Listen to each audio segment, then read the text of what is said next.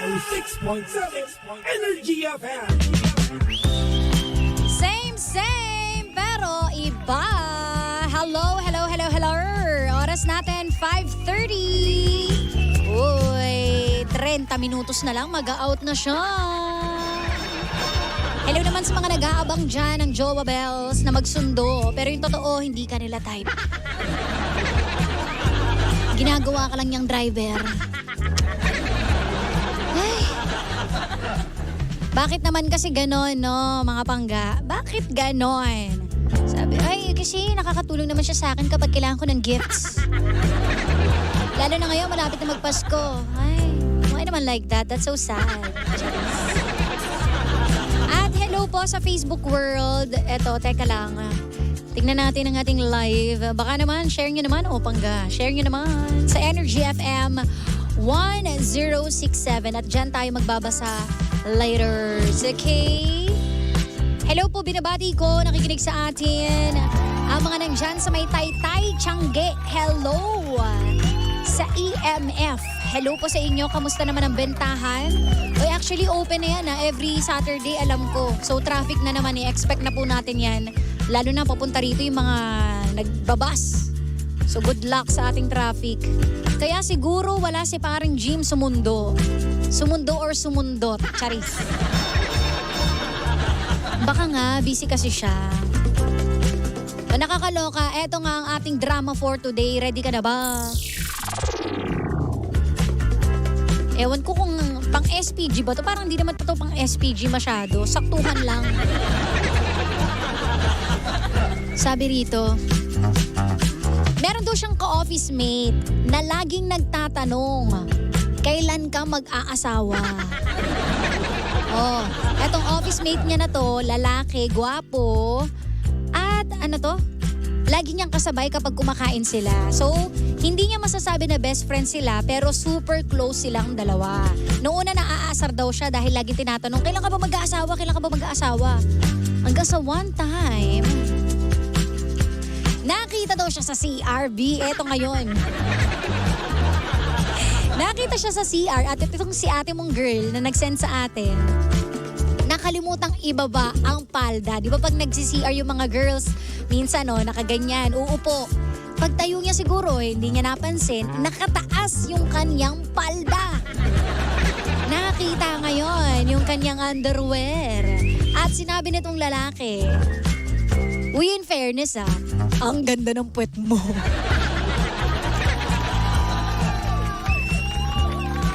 Sabi ni ate, hindi naman daw siya na-offend. Bago yun, B. Hindi siya na-offend. Pero hindi niya raw alam kung bibigyan niya ng mali siya yung pagkakabati sa kanya nung lalaking ito. Dahil nga, yun nga, lagi raw siyang tinatanong, kailan ka ba mag-aasawa? Lagi siyang inaasar. Tapos nakita pa yung kanyang puwet. Ang sabi niya, magbibigay raw ba siya ng motibo ditong kay kuya? Or hindi? Pero bet na bet niya. Kaso nga, mukhang torpe itong si kuya. So puro ganun lang, puro pahagi.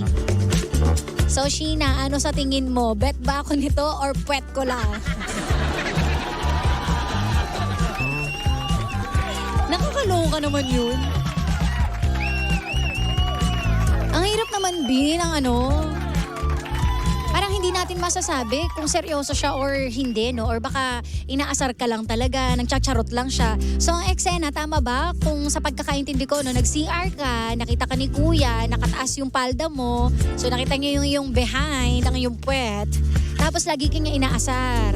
And then feeling mo may gusto siya sa'yo. So gusto mo rin naman siya, pero hindi mo masabi. Ganon. At hindi ka rin naman niya makumpronta ng totoong, oy, gusto kita, gano'n. Kasi nga, lagi kayo nagkukulitan, di ba? Di magpahaging ka rin, gano'n lang naman kasimple. Di ba? Wala namang masama kung kunwari ipapakita mo rin na buwet mo rin siya, sabi rito. Baka buwet ka rin daw niyan. Malay mo naman, talagang gusto ka niya. Yun lang yung way niya siguro na para mapakita sa'yo yung side niya ng kakulitan niya para maging close kayo or para meron kayong topic. Kasi minsan may mga taong ganun yung hindi nila kayang mag-start ng conversation, so dadaanin nila sa asaran. Diba? Kaya nga sinasabi ng iba, the more you hate, the more you love. Lagi ako inaasar nito, nakakasira ng araw. Pero yun pala, meron ng feeling sa'yo. So hindi natin masasabi, malay mo, ganun yung nangyayari sa inyong dalawa. So pwede ka magtanong, humanap ka siguro ng tamang tiyempo, no? Or biruin mo din siya. Ang mahirap kasi dyan, baka mamaya, nag-assume ka lang bigla na gusto ka niya, di ba? Pero kasi, ang pangit lang nung way na nakitaan kayo ng puwet, tapos mag-a-assume ka na kagad na gusto ka.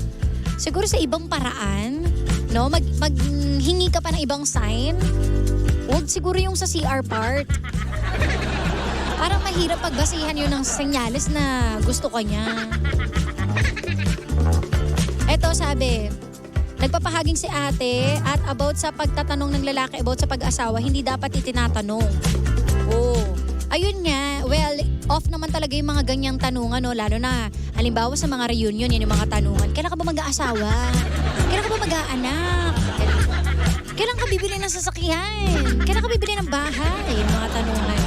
Minsan sa sobrang excitement lang ng isang tao, di ba? Or parang gusto lang nila na, uy, kasi gusto na naming makita na meron kang ganito.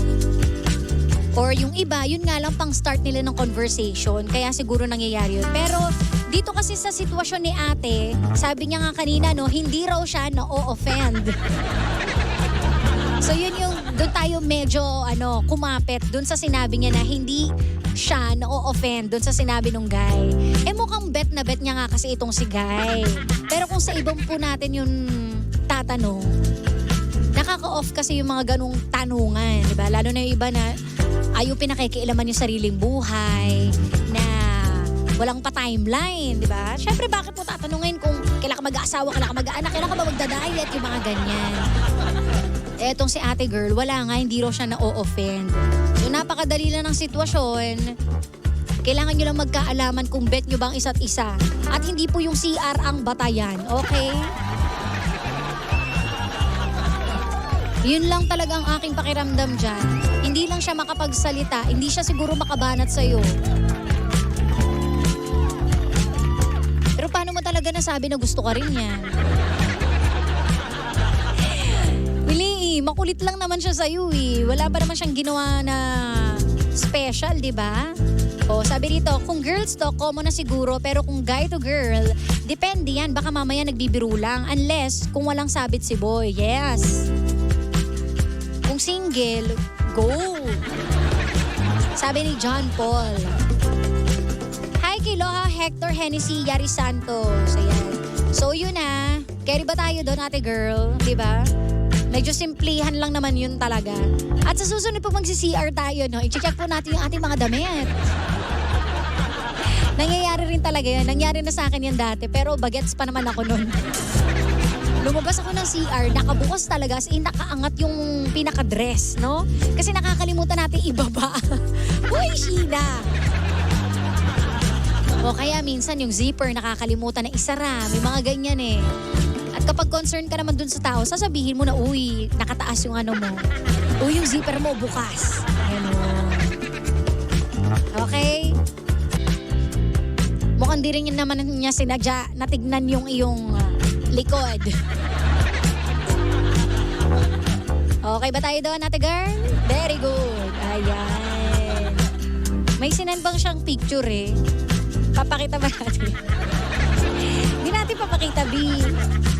Hello po sa SS78 Printing. Ayan, kay Boss Rafi Gapi. O, ayan, at dahil dyan, sabi ko nga no, minsan may mga love story na nabubuo din sa mga hindi nyo inaasahang pagkakataon.